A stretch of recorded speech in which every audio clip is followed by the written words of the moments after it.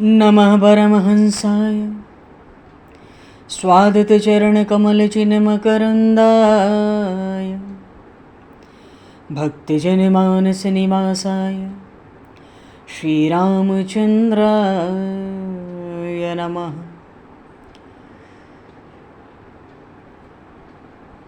वंशीविभूषितकरान्नवनीरदाभात् पीताम्बरादरुणबिम्बफलाधरोष्ठात् पूर्णेन्दुसुन्दरमुखादरविन्दनेत्रात् कृष्णात् परं किमपि तत्त्वमहं न जाने।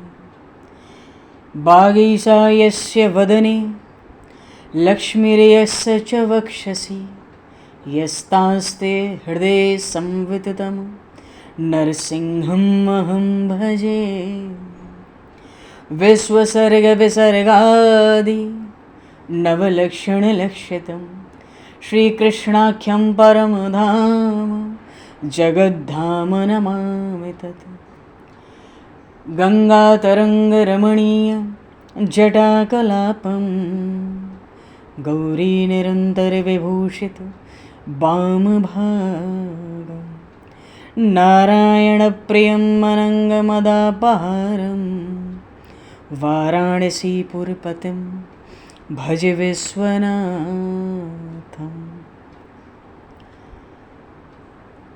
प्रह्लादनारदपराशरपुण्डरीक व्यासयम्बरीशशुकशौनकभीष्मदालभान् रुकुमाङ्गदर्जुनवसिष्ठविभीषणादीन् एतानहं परं भागवतान् नमाम्यहम्। श्रीसीतानाथसमारम्भां श्रीरामानन्दार्यमध्यमाम् अस्मदाचार्यपर्यन्तां वन्दे गुरुपरम्पराम्। वाञ्छाकल्पतरुभ्यश्च कृपासिन्धुभ्य एव च पतितानां पावनेभ्यो वैष्णवेभ्यो नमो नमः। योगेन्द्राय नमस्तस्मै शुकाय ब्रह्मरूपिणे संसारसर्पदष्टमयो विष्णुरात्ममुच्यत। नारायणं नमस्कृत्य नरं चैव नरोत्तमं देवं सरस्वतं व्यासं ततो जयमुदीरये। गोविंद जय जय गोपाल जय जय गोविंद जय जय गोपाल जय जय गोविंद जय जय गोपाल जय जय गोविंद जय जय गोपाल जय श्री राधारमण हरि गोविंद जय जय।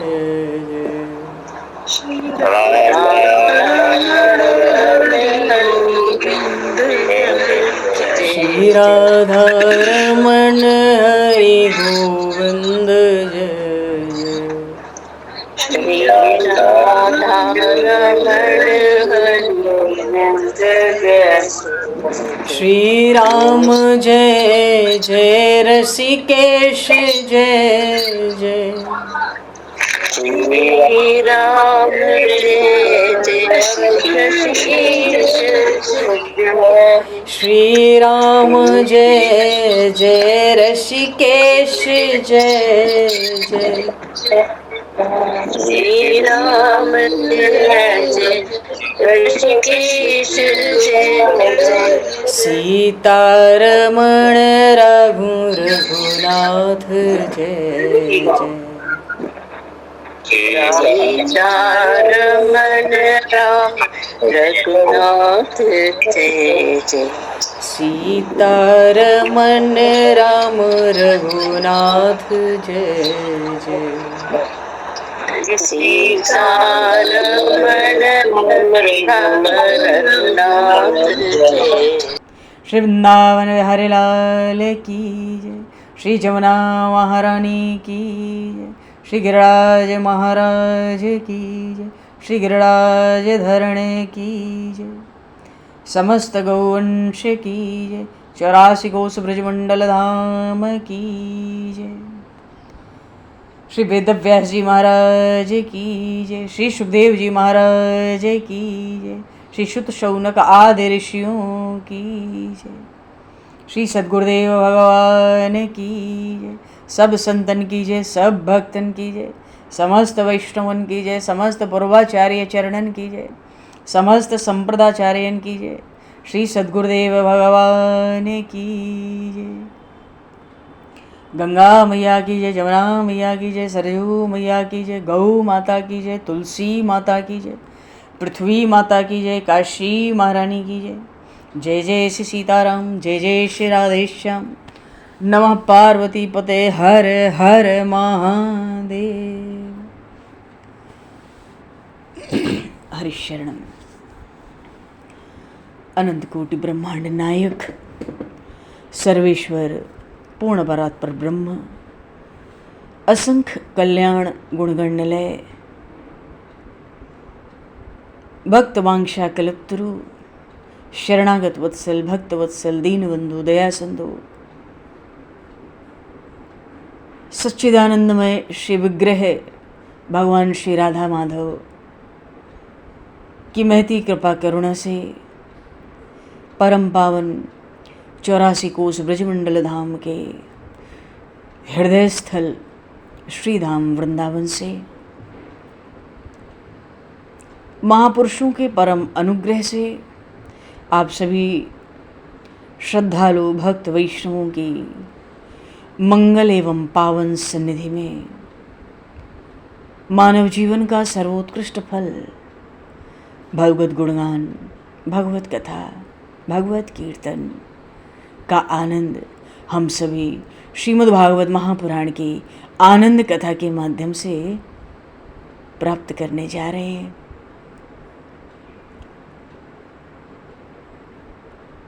सर्वप्रथम आप सभी भक्तजनों के श्री चरणों में भगवत भाव से सादर वंदन, सादर नमन। आप सभी को यथा योग्य जय सिया राम, जय जय श्री राधे, हरि शरणम। जय हो, जय जय श्री राधे, सभी को जय सिया राम, जय हो भगवान, जय हो श्री राधे, श्री राधे, जय जय जय। कासाय वस्त्रं मणिहारभूषितं सिंहासनस्थं श्रितभक्तव्यापितम् अनाथनाथं करवीरवासनं श्रीकृष्ण गोविन्द शरणं प्रपद्ये। श्रीकृष्ण गोविन्द मनसा स्मरामि। हरि शरणम। बोलिए श्री वाराह नारायण भगवान की जय। पूर्व प्रसंग में देखो भगवान वाराह नारायण के अवतार का प्रसंग चल रहा है और पूर्व प्रसंग में सनत कुमार, सनक सनंदन, सनातन और सनत कुमार ये वैकुंठ धाम के लिए गमन किए हैं, क्योंकि जगत पिता ब्रह्मा जी ने उनको बताया वैकुंठ धाम में काम नहीं है। ब्रह्मा जी की रची हुई संपूर्ण सृष्टि काममय है। सनकादिक कहते हैं हम ऐसी जगह रहेंगे जहाँ काम न हो, काम नहीं होगा तो काल का भी प्रवेश नहीं होगा। ब्रह्मा जी के प्रेरणा से वो वैकुंठ धाम गए हैं, दौड़ कर गए हैं। क्यों? भगवती लक्ष्मी उनकी माता हैं, ऐसा हृदय में भाव है। आदि नारायण उनके पिता हैं, ऐसा हृदय में भाव है। भगवान के दर्शनों के लिए दौड़ कर जा रहे हैं। वैकुंठ में 7 परकोटे हैं, जैसे श्रीरंगम में दक्षिण भारत में 7 परकोटे हैं। आज भी दक्षिण भारत में श्रीरंगम की रचना बिल्कुल वैसी है जैसी शास्त्रों में वैकुंठ की रचना कही गई है। तो 7 परकोटे पार करने हैं, 6 पार हो गए और 7वें पे 2 पार्षद मिले। जय और विजय। एक प्रसंग कल आया, उन्होंने सनकादिक को रोक दिया। ये बालक कैसे निर्भय होकर भीतर जा रहे हैं, न प्रभु की आज्ञा है न हमसे कुछ कहते हैं। बालकों को रोक दिया। सनत कुमार जी को थोड़ा क्रोध आ गया। क्यों क्रोध आया? अरे क्या बैकुंठ में भी विषमता है? क्या हम तुम्हारी कोई वस्तु बैकुंठ की चोरी करके भाग जाएंगे? किसी को कोई नुकसान पहुंचा देंगे? किसी को कोई अपशब्द कह देंगे? क्या बैकुंठ में भी संसार के झगड़े हैं क्या? ये विचार करके क्या बैकुंठ में भी विषमता है? संसार में, जगत में तो हमने देख ली, वहाँ काल है, वहाँ काम है, हम वहाँ नहीं रहे। हम तो बैकुंठ ऐसा सुन के आए जहाँ कोई भेदभाव नहीं है। तुमने यहाँ भी रोक दिया, तो रोका तो तभी होगा जब हमारा कोई भय होगा या हमसे अनिष्ट की कोई आशंका होगी। तो ये सब झगड़े क्या बैकुंठ में? सनत कुमार जी को थोड़ा क्रोध आया और क्रोध के आवेश में आकर श्राप दे दिया कि विषमता तो राक्षसों के मन में होती है, बैकुंठ धाम में विषमता नहीं है। तुमने हमारे साथ भेदभाव किया, हमें रोका, जाओ तुम राक्षस बनो, 3 जन्मों के लिए राक्षस बन जाओ। श्राप दे दिया। मानो सनत कुमार कहते हैं प्रभु के धाम में रहने की तुम लोगों की योग्यता नहीं है, तुम विषमता रखते हो। श्राप दे दिया। जय विजय घबरा गए। सनत कुमारों के चरणों का अब वंदन किया है पार्षदों ने, जय विजय ने, और कहते हैं हे भगवान, भले हम राक्षस हो जाएं, पर आप ऐसी कृपा करें कि राक्षस हो जाने पर भी हमें नारायण का निरंतर स्मरण रहे, हम अपने भगवान को कभी भी न भूलें। जय विजय अभी भी आशीर्वाद मांग रहे हैं। भगवान नारायण भीतर हैं, भगवती लक्ष्मी जी के साथ विराजमान है। प्रभु ने सोचा कि सनत कुमार क्रोध कर रहे हैं, अभी भी क्रोध पर उन्होंने विजय नहीं पाई है। मानो ये मेरे धाम में आने के योग्य नहीं है, तो चलो क्यों ना मैं इनको बाहर जाकर ही दर्शन दूं।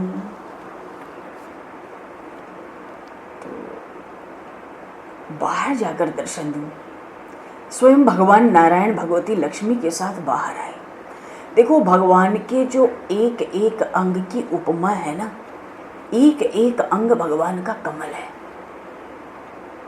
भगवान के श्री अंग को अष्ट कमल की उपमा दी जाती है। भगवान के चरण कमल 2, भगवान के नेत्र कमल 2, भगवान का एक मुख कमल, हस्त कमल, और कहते हैं भगवान का जो श्रीअंग है उससे संपूर्ण सर्वांग से भगवान के कमल की सुगंध आती है। अच्छा, जो सनत कुमार हैं ये निराकार ज्योतिर्मय ब्रह्म का ध्यान करने वाले हैं। ये प्रायः शांत भाव से उपासना करने वाले हैं। इनकी आंखें आधी खुली रहती हैं, आधी बंद रहती हैं। तो जैसे ही आदि नारायण भगवती लक्ष्मी के साथ बाहर आए कि भाई द्वार पर ही कुछ है तो चलो बाहर ही चलते हैं, तो कमल की सुगंध जैसे ही नाक से भीतर जाती है, सनत कुमारों की पूरी आंखें खुल जाती हैं। बोलिए श्री आदि नारायण भगवान की जय। और जैसे ही संपूर्ण आंखें खोलते हैं, भगवान श्री लक्ष्मी नारायण के दर्शन पाते हैं। देखो, जो अक्षर ब्रह्म का ध्यान करने वाले हैं, उन अक्षर ब्रह्म का ध्यान करने वालों को भी लक्ष्मी नारायण के दर्शन होते हैं। जब वो प्रेम से लक्ष्मी नारायण भगवान के मुख का दर्शन करते हैं, आनंद मानते हैं, तो उनको साक्षात दर्शन भी प्रेम से होते हैं। देखो, भगवान के दर्शन का फल है, महापुरुषों ने बताया, भगवान के दर्शन का फल है स्वदोष दर्शन। अपने दोष दिख जाना, अपने अवगुणों का दिख जाना। भगवान के सामने ये हो नहीं सकता हम में अवगुण हो और वो हमें ना दिखे। मनुष्य में बहुत से दोष हैं, पर हम अपने दोषों को गुण समझते हैं। दूसरों की भूल तो देखते हैं, पर अपनी बड़ी से बड़ी भूल हमें नहीं दिखती। तो जो भगवान का दर्शन जब जीव को होता है तो उसको अपना बोध होता है। सनत कुमार भगवान लक्ष्मी नारायण के दर्शन में तन्मय हो गए। दर्शन से उनको अपनी भूल का आभास हुआ, बोध हुआ। स्वीकार करते हैं कि भगवान के धाम में आकर हमने क्रोध किया, भगवान के प्रेमी पार्षदों को हमने श्राप दिया। ये पार्षद कौन होते हैं? जो हद भक्ति करते हैं ना, हद भक्ति, वो भगवान के पार्षद बनते हैं। अगर मंदिर में भी कोई क्रोध करे ना तो बहुत सजा मिलती है। ठाकुर जी के सामने न घर में न मंदिर में क्रोध नहीं करना चाहिए। भगवान के सामने ऊंचा बोलना भी नहीं चाहिए, क्योंकि ऊंचा बोलने से, ज़्यादा ऊंचा बोलने से ठाकुर जी घबरा जाते हैं। भगवान सोचते हैं मंदिर में, घर में अब ये क्या मारपीट करने आया है। देखो कन्हैयालाल बड़े कोमल है और भागवत माने कन्हैयालाल, इसलिए मंदिर में भी प्रेम से बोलना है, सबको प्रेम से देखना है। जोर से भगवान के सामने जोर से हंसने से भी पाप लगता है। जो जोर से हंसता है वो भगवान का अपमान करता है। मंदिर जाकर भी बड़ा सावधान रहना चाहिए हमें। मंदिर में किए हुए पापों की बड़ी सजा मिलती है। सनत कुमार नारायण भगवान के दर्शन करते करते बारंबार उनका वंदन करते हैं, कहते हैं हे नाथ, हमसे भूल हो गई, आपके पार्षदों को हमने श्राप दिया, हमें सजा दीजिए। भगवान थोड़े मुस्कुराए, उन्होंने कहा आपने कोई भूल नहीं की। आप जैसे ज्ञानी मुझे बहुत प्रिय है, आपका अपमान मेरा भी अपमान है। भगवान ने सनत कुमारों की बहुत प्रशंसा की, पर उनको वैकुंठ में नहीं रखा। सनत कुमारों से भगवान ने कहा कि देखो, हमारे इन पार्षदों ने भूल की है, आपने श्राप दिया, उचित किया है, भले ही इनके 3 जन्म हों, पर ऐसी कृपा और कर दो कि 3 जन्मों के बाद ये मेरे धाम में पुनः वापस आ जाएं। आप ऐसी कृपा कर दें। भगवान इतना मधुर बोलते हैं। भगवान की अरे मृतक जियावनी गिरा सुहाई, रामचरितमानस में आया मुर्दा भी खड़ा हो जाए। भगवान की ऐसी मधुर वाणी है। सनत कुमार का हृदय भगवान की वाणी सुनकर द्रवित हुआ। बार बार वंदन करते हैं, सोचने लगे कि हमारी महत्ता प्रभु बढ़ा रहे हैं। अरे भगवान क्या नहीं कर सकते, फिर भी हमसे कहते हैं आप कृपा करके 3 जन्मों के बाद इनको हमारे धाम में भेज देना। भगवान की परिक्रमा की ब्रह्मलोक पहुंच गए सनत कुमार। अब भगवान ने जय विजय से कहा, तुम्हारे 3 जन्म होंगे, पर तुम्हारे उद्धार के लिए मैं 4 अवतार धारण करूंगा। बोलिए श्री आदि नारायण भगवान की जय। ये भगवान का भक्तों के प्रति प्रेम है, क्योंकि भगवान जानते हैं भगवान में पार्षदों में कोई अंतर नहीं है। भगवान के लिए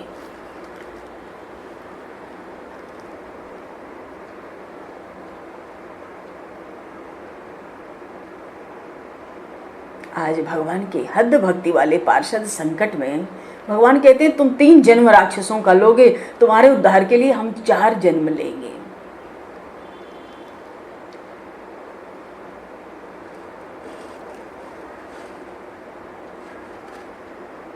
भगवान कहते हैं भक्त नैया है तो मैं खेवैया, भक्त बछड़ा है तो मैं हूं गैया।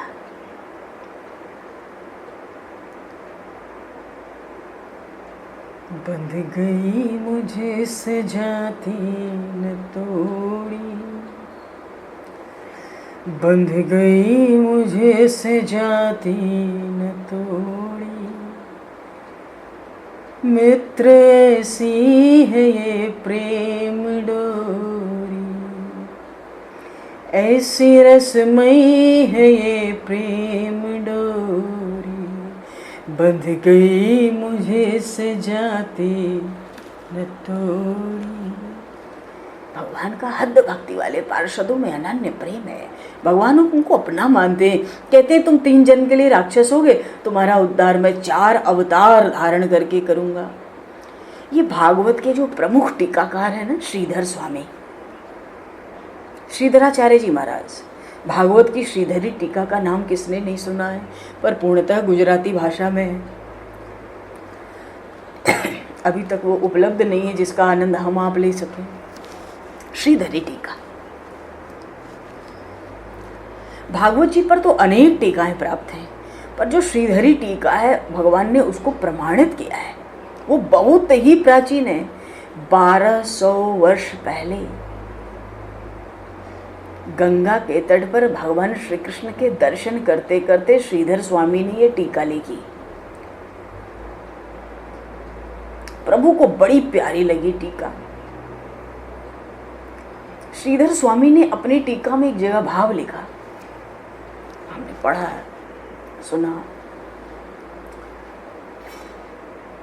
वो कहते हैं, श्रीधर स्वामी तो भगवान के प्रेमी है ना, वो कहते हैं ये लीला ही उचित नहीं है, ये लीला ही योग्य नहीं है, मुझे पसंद नहीं आई। क्यों? जय विजय भगवान के पार्षद हैं, भगवान के पार्षद तो भगवान के समान ही होते हैं। जय विजय सनत कुमारों को नहीं पहचान सके, उनको बालक समझकर रोक दिया, ये उनको शोभा नहीं देता, ये लीला पसंद नहीं आई। देखो भक्त की तो अपनी अपने भाव है, भगवान उस पर भी रीझते हैं। कहते जय विजय भगवान के समान है, सनत कुमार को बालक समझते, उनको पहचान नहीं सके, शोभा नहीं देता जय विजय को। अच्छा ठीक है, ये तो जय विजय की कमी हो गई। और सनत कुमार जैसे ज्ञानी पुरुषों को क्रोध आ जाए, और इतना क्रोध आ जाए कि जय विजय जैसे पार्षद को शाप दे, ये भी उचित नहीं है, ये भी बात हमें पसंद नहीं आई। क्यों? अरे बैकुंठ जाकर भी जीव का क्या पतन होगा?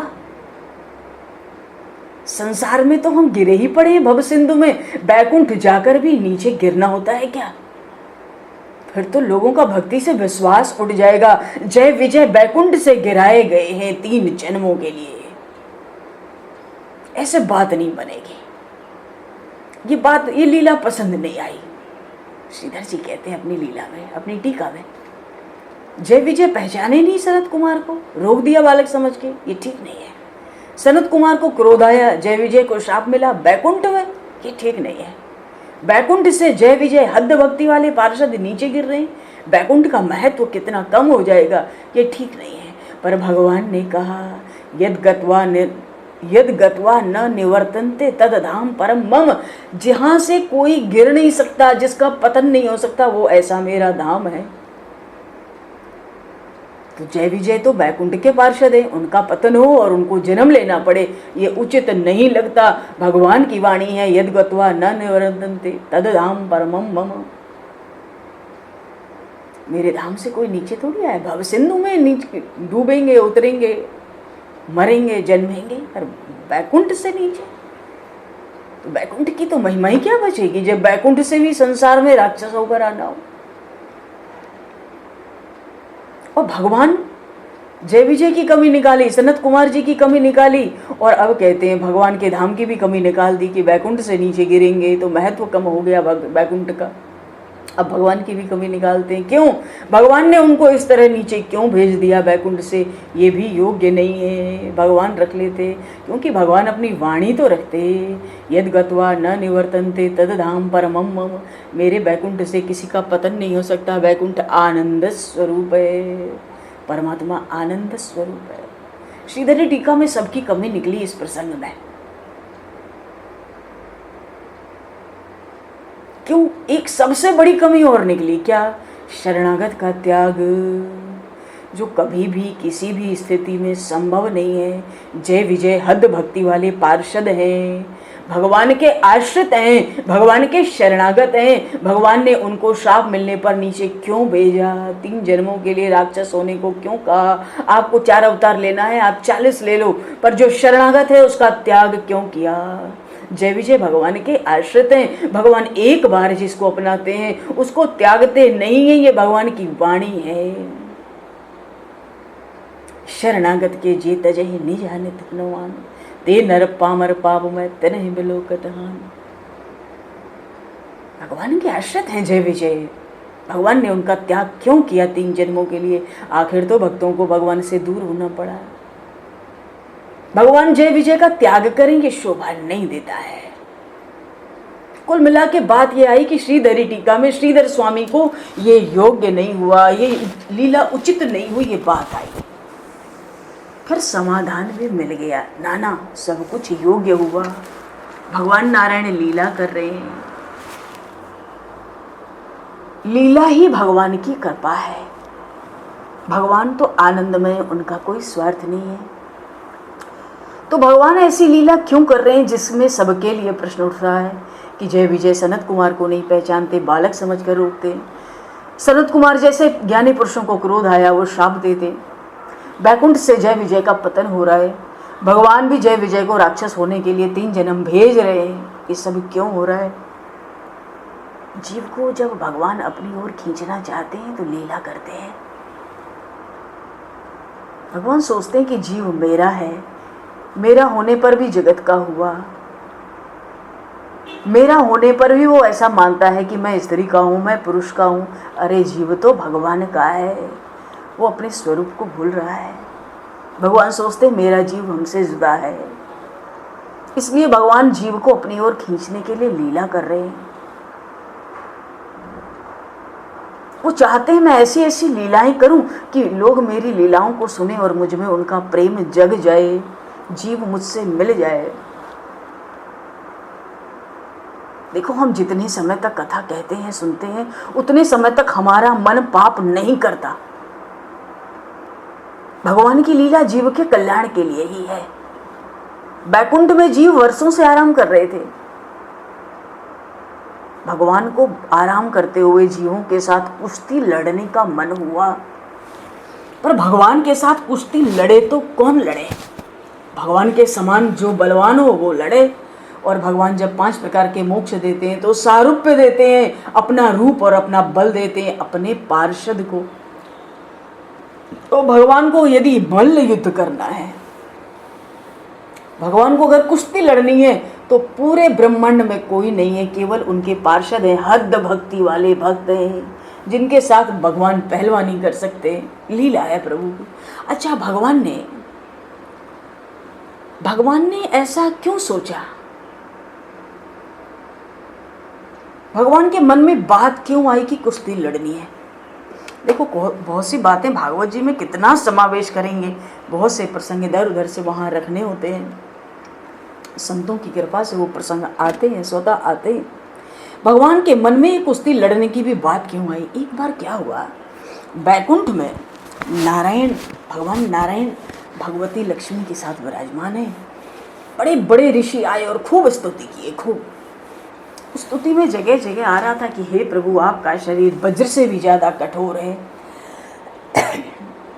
2-3 बार जब ये शब्द स्तुति में आया तो माँ लक्ष्मी को लगा सारी स्तुति ठीक है, बस यहीं पे गड़बड़ी कर रहे हैं ऋषि लोग। ये बार बार कहते हैं हे नाथ, आपका शरीर वज्र से भी अधिक कठोर है। मैं जानती हूँ कितना कोमल है, हाथों में चरण लेके उनको चाप नहीं सकती, दबा नहीं सकती ठीक से, इतना मुझे भय होता है। मुझे लगता है मेरी उंगली कहीं इनके पैर में धंस न जाए, गड्ढा न हो जाए, कोई चोट न पहुंच जाए। मैं मन के हाथों से भी घबराकर डरकर इनके चरण कमल चापती हूँ। ये इतने कोमल है वो तो मैं जानती हूँ, क्योंकि निरंतर इनके चरण कमल मेरे हाथों में होते हैं। और ये ऋषि स्तुतियों में कहते हैं बार बार कि हे नाथ, आप वज्र से अधिक कठोर हैं। ऋषि नहीं जानते, पर जब भक्तों को कोई कुछ कहता है तो भगवान को अच्छा नहीं लगता। भगवान तो मन की बात जानते हैं, सर्वांतर्यामी। भगवान को भगवती लक्ष्मी के हृदय की ये बात रुचि नहीं, क्योंकि भगवान चाहते हैं भक्त जो कहे एक बार में विश्वास कर लो, उस पर तर्क मत करो। भगवती लक्ष्मी ने भगवान का कोमल स्वरूप देखा था, वज्र जैसा कठोर कुछ देखा ही नहीं। भगवान श्री कृष्ण योगेश्वर है, जब चाहते शरीर को युद्ध में कठोर कर लेते, इतना वज्र से ज्यादा कठोर। और ब्रज की लीलाओं में भगवान जब चाहते शरीर ऐसा कोमल कि मक्खन से भी ज्यादा कोमल। महारानी द्रौपदी भी अपने शरीर को जब चाहती कठोर बना लेती, जब चाहती कोमल बना लेती। उसके पास भी ये योग था, योग बल था। तो भगवान को ये बात अच्छी नहीं लगी। उन्होंने सोचा लक्ष्मी जी को बताना होगा कि मैं वज्र से ज्यादा कठोर हूं, और अगर नहीं भी हूं, मेरे भक्तों ने कह दिया तो मैं हूं, और मैं हूं तो फिर इनको दिखाना पड़ेगा। तो अपनी कोमलता दिखाने के लिए तो बहुत है, कठोरता कहाँ दिखाऊं, कौन सहन करेगा उसको। तो भगवान ने सोचा कुश्ती होनी चाहिए, घूंसे लात मुक्के चलने चाहिए। कुछ हमें 2-4 पढ़ें और हम 2-4 पढ़ाएं, तब तो लक्ष्मी जी को पता चलेगा मेरा शरीर, भाई शरीर कठोर है, वज्र से ज़्यादा कठोर, ये तो मल्ल युद्ध में ही पता चलेगा, पहलवानी में ही पता चलेगा, कुश्ती में ही पता चलेगा। भगवान को ये लीला करनी थी, कुश्ती करने का मन हुआ, इसलिए मन हुआ तो भगवान के समान कोई बराबरी वाले से तो कुश्ती लड़ने, तो बराबरी वाला कौन? भगवान कहते हैं भक्त और भगवान में अंतर नहीं, भक्त ही हमारे समान है। तो पार्षद हद भक्ति वाले हैं, हमारे समान बलवान है। भगवान की कृपा से बोले इनसे युद्ध लड़ूंगा, मल्ल युद्ध, अस्त्र शस्त्र का युद्ध नहीं लड़ूंगा, मल्ल युद्ध, तब इनको पता चलेगा मैं वज्र से ज्यादा कठोर हूं। भगवान को कुश्ती करने की इच्छा हुई तो भगवान ने लीला की, पर कुश्ती कौन करे? भगवान के पार्षद करेंगे। तो ऐसे कहने से तो भगवान से पार्षद युद्ध करेंगे नहीं। अगर भगवान कह दें पार्षदों से बैकुंठ में हम कुश्ती लड़ना चाहते हैं, आओ लड़ो, तो कोई नहीं लड़ सकता भगवान से, किसी भी स्थिति में नहीं लड़ेगा। तो भगवान ने सोचा इन पार्षदों को राक्षस बनवाओ, ये राक्षस बने तो फिर इनके साथ युद्ध भी करूं, कुश्ती भी लड़ूं और फिर इनका उद्धार भी करूं, और लक्ष्मी जी को पता भी पड़ जाए, जो शंका करती हैं स्तुति में कि मैं वज्र से ज़्यादा कठोर नहीं हूँ, मैं तो बहुत कोमल हूँ, मक्खन से भी कोमल हूँ। अरे कोमल तो हूँ पर कठोर भी हूँ।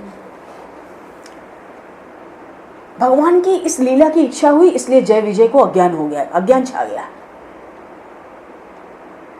ज्ञान भगवान देते हैं, ये बात सच है, पर भगवान को जब कोई लीला करनी होती है ना ठाकुर जी को, तो जीव को अज्ञान भी दे देते हैं, अज्ञान में भी रखते हैं। देखो जैसे यशोदा मैया बालकृष्ण लाल को परमात्मा नहीं मानती, वे मानती है कि कन्हैया मेरा है, मेरा पुत्र है। लाला ने अनेक राक्षस मारे हैं, पर यशोदा मैया का वात्सल्य भाव कम नहीं हुआ। उनका विश्वास है कन्हैया देव नहीं है, कन्हैया परमात्मा नहीं है, अरे कन्हैया तो मेरा लाला है, लाला। अब यशोदा मैया अगर कन्हैया को परमात्मा या देव माने तो लीला होगी क्या? नहीं हो सकती, लीला आगे बढ़ेगी नहीं। तो भगवान जिस तरह से ज्ञान देते हैं उसी तरह अज्ञान भी रखते हैं। भगवान की लीला करने के लिए जय विजय को भगवान ने अज्ञान में रखा, ताकि ये सनत कुमार को रोके, इनको उनको क्रोध, और सनत कुमार को जो क्रोध आया वो भगवान की इच्छा से आया, नहीं तो सनत कुमार में क्रोध नहीं है, जय विजय में विषमता नहीं है, ये भगवान ने अज्ञान में इनको जानबूझकर रखा। भगवान तो मायापति, अपने हिसाब से माया चलाते हैं। जय विजय को राक्षस बनवा के मल्ल युद्ध लड़ना है, बात बस इतनी है। तो भगवान की प्रेरणा से जो अज्ञान छाया उससे जय विजय ने रोका, बालक समझा। भगवान की प्रेरणा से जो अज्ञान छाया उससे शनकादिक ने बैकुंठ में जाकर क्रोध किया। अरे उन ऋषि मुनियों को काम क्रोध कहाँ है? बैकुंठ से जो पतन हो रहा है वो भगवान की लीला के लिए, उनकी इच्छा से हो रहा है, भगवान चाहते हैं, क्योंकि सब पार्षद तो बैकुंठ में है और युद्ध लड़ना है, बैकुंठ में कोई नहीं लड़ेगा, वहाँ केवल आनंद ही आनंद रहता है, दूसरी बात नहीं रहती है। 3 जन्मों के लिए उनको श्राप दिलवा के राक्षस बनवाया और कहते हैं तुम 3 बार आओगे, तुम मेरे भक्त हो, हम तुम्हारे लिए 4 बार आएंगे, 4 अवतार धारण करके तुम लोगों का उद्धार करेंगे। बोलिए श्री आदि नारायण भगवान की जय। चलो, सनत कुमारों ने जय विजय को श्राप दिया, महर्षि कश्यप और माता दिति का संबंध हुआ। जय विजय दिति के गर्भ में आए। ब्रह्मा जी देवों को समझा रहे हैं भगवान की लीला है, भगवान की लीला है, भगवान प्रकट होंगे, भगवान मंगल ही करेंगे, तुम लोग डरो मत कि दिति के गर्भ में कौन है, 100 वर्ष बीत गए, वो बाहर क्यों नहीं आता, ये दिति अपने बच्चों को प्रकट क्यों नहीं करती, आखिर कौन है इसके गर्भ में। और ब्रह्मा जी ने समझाया भगवान की प्रत्येक लीला हमारे कल्याण के लिए, चिंता मत करो, नारायण का चिंतन करो। दूसरी ओर क्या हुआ, बड़े अपवित्र समय पर दिति ने 2 बालकों को जन्म दिया। अपवित्र समय में वो गर्भ में धारण ही हुए थे, तो अपवित्र समय में ही उनका जन्म भी हुआ। दोनों जुड़वा हैं, पर पहले जो आया हिरण्याक्ष हुआ, पीछे जो निकला हिरण्यकश्यप हुआ, दोनों जुड़वा हैं। हिरण्याक्ष बड़ा और हिरण्यकश्यप छोटा भाई। बालक बहुत प्रतापी हैं। अरे हर रोज 4 हाथ बढ़ते थे वो, हर रोज 4 हाथ बढ़ते थे, कम से कम 5 मीटर तक। हिरण्याक्ष ऐसा बलवान हुआ कि जब वो चलता था तो उसके पांव से जब उसके पांव धरती पर पड़ते तो उसका मस्तक स्वर्ग को छूता था। इतना बलवान, इतना विशाल था हिरण्याक्ष। देखो, भागवत जो है समाधि भाषा का ग्रंथ है, समाधि भाषा का ग्रंथ है। तो हिरण्याक्ष ये जो शब्द है, थोड़ा सा हम विचार करें तो पता चलेगा ये हिरण्याक्ष का अर्थ है लोभ। लोभ, जिसके पास धन का लोभ है, जिसके पास कीर्ति का लोभ है, जिसके पास भोजन का लोभ है, जिसके पास किसी भी तरह का वासनाओं का लोभ है, जिसकी आंखों में लोभ है, वो हिरण्याक्ष है। भक्ति में आंख मुख्य है, कहा गया है। आंख में पैसा, भोग, सुख नहीं रखना है, आंख में भगवान को रखना है। नीति से, न्याय से पैसा आएगा तो प्यार देगा, और अन्याय से का पैसा डुबा देता है। तो जिन घर में, अपने घर में जिन इष्ट को, देव को, ठाकुर जी को रखते हैं, उनको घर मात्र में न रख के आंखों में भी रखें। हर 8-10 मिनट पे उनके दर्शन करें, 2-3 मिनट पर दर्शन करें। आंखों में भगवान को रखेंगे तो हम पाप से बचे रहेंगे। हिरण्याक्ष, ये जो हिरण्याक्ष है, ये लोभ का प्रतीक है। आंख में काम आता है, आंख में पैसा आता है, आंख में लोभ है। वही जिसकी आंख में काम है, पैसा है, लोभ है, सुख की कामना है, वही हिरण्याक्ष है।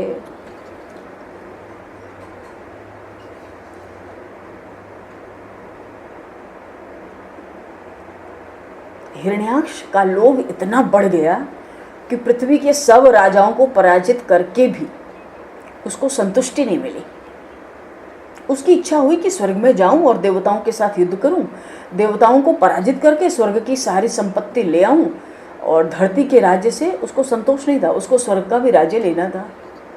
लाभ से लोभ बढ़ता है। रामचरितमानस में आया, जिमि प्रति लाभ लोभ अधिकाई। जितना लाभ बढ़ता जाता है उतना ही लोभ हमारा बढ़ता जाता है। पाप का अगर कोई पिता है, वो उसका नाम है लोभ। लोभ बढ़ेगा तो पाप निश्चित बढ़ेगा। तो हिरण्याक्ष के राज्य में पाप बहुत बढ़ गया। पाप बढ़ा तो दुख भी बहुत बढ़ा। दुख बढ़ा तो प्रजा बड़ी दुखी हुई। जब प्रजा बहुत दुखी हुई तो पृथ्वी रसातल में धंस गई। पृथ्वी रसातल चली गई दुख के मारे। अब देवताओं ने भगवान से प्रार्थना की। भगवान वराह नारायण प्रकट हुए। बोलिए वराह नारायण भगवान की जय। इधर हिरण्याक्ष वरुण लोक में गया, जल के भीतर। जल के देवता वरुण है, वरुण लोक में गया। हुआ ये कि एक बार समंदर में प्रवेश किया हिरण्याक्ष, तो समंदर का जल उसके घुटने के नीचे ही था। इतना विशाल उसका शरीर था। तो अपनी गदा से समंदर को पीटता, क्योंकि उसको लड़ने के लिए कोई योद्धा नहीं मिलता। जब अपनी गदा से समंदर को पीटता तो वो समंदर चित्कार करता, चिल्लाता जोर जोर से। नारद जी ऊपर से जा रहे थे वीणा लेकर हाथ में आकाश मार्ग से। हिरण्याक्ष की दृष्टि पड़ी, उसने कहा, ओ पीले कपड़े वाले, रुक रुक रुक, इधर आ। ओ नारद जी घबराए। हाँ बताओ। बोले हमें, अच्छा क्या गा रहे हो तुम, पहले ये बताओ। ये क्या ले रखा है तुमने हाथ में, ये क्या है, क्या बजाते हो, क्या गाते हो। नारद जी तो घबराए भीतर से, न जाने पकड़ लेगा। आखिर तो जितनी देर बात भी करेगा भगवान का गुणगान तो बंद हो गया। पापी है, दुष्ट है, राक्षस है। हे प्रभु इसके चंगुल से छुड़ाओ मुझे जल्दी। तो ये क्या ले रखा है, इसमें क्या गाते बजाते हो तुम। नारद जी ने कहा, सरकार का ही यश गाता हूँ। तो वो सोचा सरकार मुझे कह रहा है, मेरा यश गा रहा है, मेरी कीर्ति गा रहा है, मेरे बल को, गुणों को गा रहा है। हाँ ठीक है ठीक है, गाओ। अच्छा ये बताओ, मेरे बाजुओं में बड़ी खुजलाहट हो रही है। नारद जी सोचे मुझसे युद्ध करेगा क्या। बोले मेरे बराबर का, हिरण्याक्ष बोला नारद जी से, मेरे बराबर का कोई योद्धा बताओ जिससे युद्ध करके मेरी भुजाओं में जो खुजलाहट है वो शांत हो जाए। नारद जी प्रसन्न हो गए, क्योंकि वराह भगवान प्रकट हो चुके हैं। देवताओं ने स्तुति की है और रहस्य बता दिया है। धरती रसातल में है, हिरण्याक्ष उसको बाहर नहीं आने देता है। महाराज मनु और रानी शत्रुपा, मनुष्यों की सृष्टि आरंभ हुई है, बिना पृथ्वी के आधार नहीं है। तो हे वाराह नारायण भगवान, कृपा करके ब्रह्मा जी के दाहिने नथुने से एक अंगूठे के बराबर से निकले और बड़ा विशाल रूप वराह भगवान ने धारण किया। दूसरी ओर उसी समय खुजलाहट हो रही है, हिरण्याक्ष को कोई योद्धा चाहिए, समंदर को गदा से पीटता है, समंदर चीखता है, चित्कार करता है। नारद जी कहे हाँ हाँ बहुत, एक योद्धा बता देते हैं, सदा के लिए खुजलाहट तुम्हारी मिट जाएगी। बड़ा प्रसन्न हुआ, ऐसा कौन योद्धा है, जल्दी बताओ। मेरे पास तो कोई योद्धा ही नहीं है, जिस लोक में जाता हूँ सारे लोग सूने पड़ जाते हैं, कोई रहता ही नहीं है बातचीत करने के लिए भी, स्वागत करने के लिए भी वहाँ कोई नहीं बचता। नारद जी ने कहा ऐसा है, तुम वरुण लोक में चले जाओ, वहां पर तुम्हारे दुख से दुखी होके जो पृथ्वी रसातल में छिपी है ना, वो नारायण उस पृथ्वी को बाहर ला रहा है। जाओ, तुम्हारी मुलाकात हो जाए, उसी से 2-4 हाथ कर लो, जाओ। हिरण्याक्ष चला बड़ी तेजी में।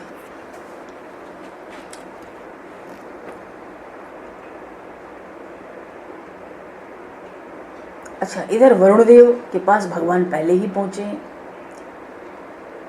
तो वरुण देवता ने भगवान को प्रणाम किया है। सब देवों के देव परमात्मा वराह रूप धारण करके प्रकट हुए हैं। आपकी जय हो, जय हो, जय हो। इतने में ही हिरण्याक्ष दौड़ता हुआ पहुंचा। वरुण देव घबरा गए और अदृश्य हो गए, मार डाले गए। और भगवान वराह भगवान धरती को रसातल में से बाहर लेकर आ रहे थे। बीच में ही थे, जल के भीतर ही थे। उतने में हिरण्याक्ष दौड़ता हुआ आ गया और दोनों की मुलाकात रास्ते में हो गई। वराह नारायण का स्वरूप देकर हिरण्याक्ष हंसने लगा, सोचने लगा ये तो कोई सूअर दिख रहा है। श्रीमद् भागवत में कहता है, ददर्श तत्राभिजितम धराधरम प्रोन्ननीय मानावनन अग्रदृष्टया मुष्णंत मक्षणा स्वरुचो ऋणश्रिया जहास चाहो वनगोचरो मृगः। हिरण्याक्ष हंस रहा है कह के, वराह नारायण की निंदा कर रहा है, उनको अपशब्द कह के।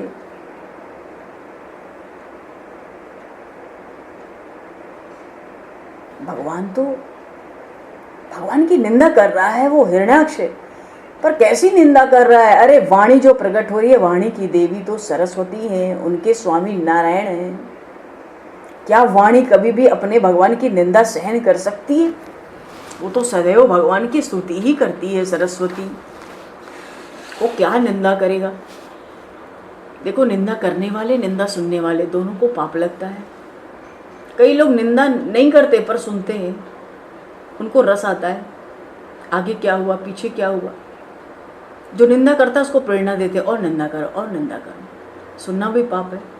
हिरण्याक्ष परमात्मा से बोला, वन गोचरः मृगः, कहने का भाव है वन में भटकने वाले सुअर। भगवान को ऐसा कहता है वो। श्रीधर स्वामी तो इसका अर्थ परिवर्तित करके बताते हैं, वन जले गोचरः जले शयानः, जल में शयन करने वाले आदि नारायण परमात्मा। योगी मृत्यते स मृग, योगी और महापुरुष जिन्हें खोजते हैं ये वही वराह नारायण है। बोलिए वराह नारायण भगवान की जय। हिरण्याक्ष की हर बात को प्रेमी जन हिसाब से बना लेते हैं और भगवान की निंदा में स्तुति निकाल लेते हैं। अपने को तो उतना नहीं समझ में आता, पर जिनका संस्कृत ज्ञान बढ़िया है वो श्रीधरी स्वामी की टीका से भाव से बड़ा आनंद उठा लेते हैं, बड़ा दिव्य भाव प्रकट कर लेते हैं। चलो, हिरण्याक्ष और वराह भगवान का युद्ध हुआ। युद्ध की कथा बहुत कही गई है। भगवान ने हिरण्याक्ष को बहुत खिलाया है। कैसे खिलाया? अस्त्र शस्त्र का युद्ध नहीं है, मल्ल युद्ध। भगवान को तो लक्ष्मी जी को दिखाना है कि मैं कितना कोमल हूँ या कितना वज्र से ज्यादा कठोर हूँ, ये तो मल्ल युद्ध में पता चलेगा। आप विश्वास मानो, भगवान को पता है हिरण्याक्ष तो ये जय विजय ही तो है। हिरण्याक्ष और हिरण्यकश्यप भगवान के प्रिय पार्षद हैं। भगवान सोचते हैं इसको झट मार दूंगा तो इसको भी संतोष नहीं होगा, इतना बलशाली है, और झट मार देने से कुश्ती पहलवानी ठीक से नहीं हो पाएगी, एक तरफा हो जाएगी। तो मल्ल युद्ध का सुख तो तभी मिलेगा जब दोनों तरफ से खूब बढ़िया वार चले कुछ समय। भगवान को उसने वन का मृगा कहा, वन गोचर मृग। भगवान ने भी इसको कहा ओ ग्राम सिंह इधर आ इधर आ। भगवान तो वाणी चतुर चूड़ामणि है, उसने भगवान को वन का पशु कहा, भगवान ने उसको गांव का शेर कहा। गांव का शेर कौन होता है? कुत्ता। कुत्ता गांव में शेर की तरह रहता है। भगवान ने कहा ओ ग्राम सिंह इधर आ इधर आ, तुझे ही ढूंढ रहा था। अपना तो काम है शिकार करने के लिए, शिकारी को ढूंढना। अच्छा हुआ तो भले भलाए मिल गया। बड़ा भीषण युद्ध हुआ और ये युद्ध लगभग 3000 वर्षों तक हुआ। अब हम सोचेंगे 3000 वर्षों तक कौन सा युद्ध हो सकता है भाई? अरे होता है भाई, गजग्राह का युद्ध भी 1000 वर्ष हुआ।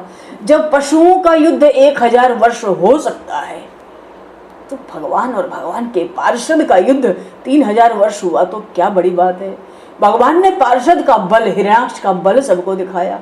बार बार जब शाम आती तो ब्रह्मा आदि देवता प्रार्थना करते, हे भगवान इसको और मत खिलाइए, मार डालिए, ये बड़ा दुराचारी, बड़ा अत्याचारी, बड़ा अधमाधम है, इसको जल्दी मारिए। ये आपको थका रहा है। भगवान हंस रहे हैं भीतर से, अरे पार्षद है, हमारे समान बलवान है। भगवान मन में कहते हैं झट मार दूं तो मजा नहीं आएगा, पता चलना चाहिए मल्ल युद्ध है, होने दो। 3000 वर्षों तक युद्ध हुआ। लक्ष्मी जी युद्ध देख रही थी, हैरान है कि ये वही नारायण है, इतना बल कहाँ से आया, इतनी उछल कूद कैसे कर रहे हैं। भगवान की अचानक दृष्टि लक्ष्मी जी पे पड़ी तो क्रोध आ गया भगवान को। क्यों क्रोध आया? इसकी वजह से मेरे पार्षद को राक्षस बनना पड़ा, इसकी वजह से मुझे आज मल्ल युद्ध करना पड़ता है। इसने शंका की थी कि मैं वज्र से ज्यादा कठोर हूं कि माखन से कोमल। ये नहीं मानती कि मैं वज्र से कठोर हूं। लक्ष्मी जी को देखते ही जैसे भगवान को थोड़ा क्रोध आया, वराह नारायण ने हिरण्याक्ष के गले के ऊपर एक थप्पड़ लगाया जोर से कान के नीचे, और थप्पड़ के प्रहार से ही हिरण्याक्ष रक्त उगलने लगा मुंह से, नीचे गिर पड़ा। सब जितने देव गंधर्व थे वराह नारायण भगवान की जय जयकार करने लगे। हिरण्याक्ष का भगवान ने उद्धार किया। प्रभु ने धरती की जल पर स्थापना की। बोलिए नारायण वाराह नारायण भगवान की जय, भगवान के वराह अवतार की जय। जल पर पृथ्वी की स्थापना कर दी। 3000 वर्ष युद्ध हुआ, पर युद्ध खत्म कैसे हुआ? एक थप्पड़ में। तो सब भगवान की लीला है, भगवान के सब खेल है। पृथ्वी को जल के ऊपर स्थापित किया वराह नारायण भगवान ने। स्वयंभू मनु जो ब्रह्मा जी के दाहिने अंग से प्रकट हुए थे उनको धरती का राज्य दिया और कहा कि प्रजा को सुखी करो, प्रसन्न रखने के लिए राजा का सिंहासन है, आप प्रजा को सुखी करिए। वराह नारायण इतना कह के वैकुंठ धाम को चले गए। महाराज मनु मानव समाज के कह लो नेता हो गए जी। फिर समाज की सेवा में संपत्ति का सदुपयोग करने की भगवान ने उनको प्रेरणा दी थी। देखो वराह नारायण भगवान की इस कथा को सुनने के बाद कथा का मनन जरूरी है। सुखदेव जी महाराज राजर्षि परीक्षित को सावधान करते हैं, क्या ये हिरण्याक्ष लोभ है? और वराह नारायण भगवान संतोष का स्वरूप है। संतोष से लोभ को मारना चाहिए, भोजन में संतोष कर लेना है, ये सोचकर कि आज तक हमने बहुत खाया। क्योंकि जिसको भोजन से संतोष नहीं होगा वो पाप निश्चित करेगा, वो किसी के भी हाथ का खा लेगा, जो मिलेगा वही खा लेगा। संपत्ति से धन से संतोष मानना है, संसार के सुखों से संतोष मानना है। हमको स्वीकार कर लेना है, भगवान आपने योग्यता से अधिक मुझको दिया है, मैं बहुत सुखी हूँ।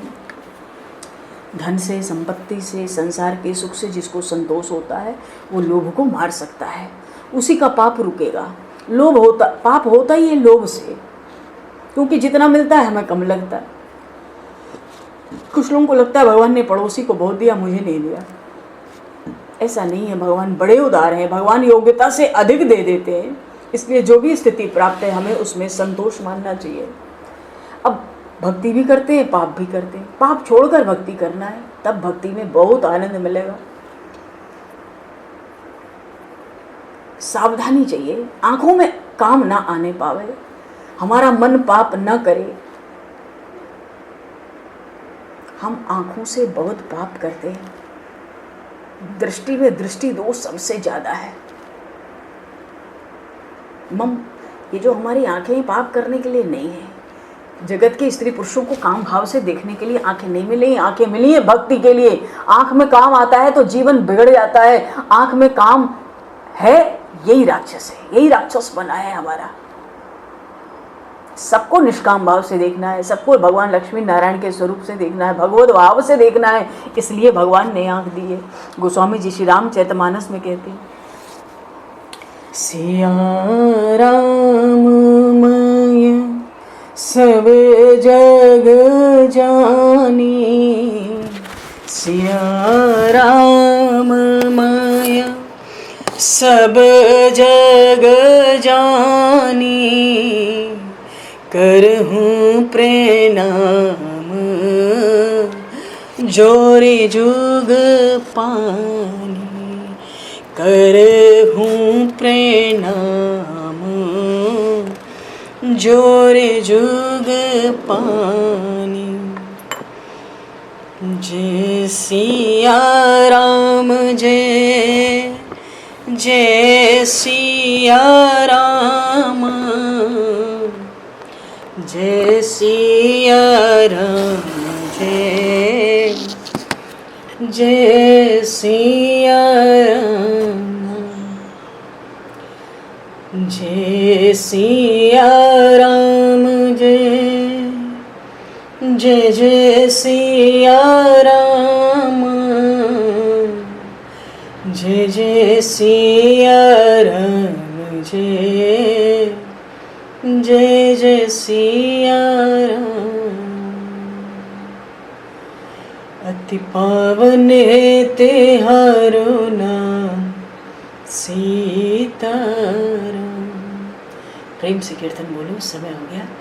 अति पावन है तेहारो नाम सीताराम।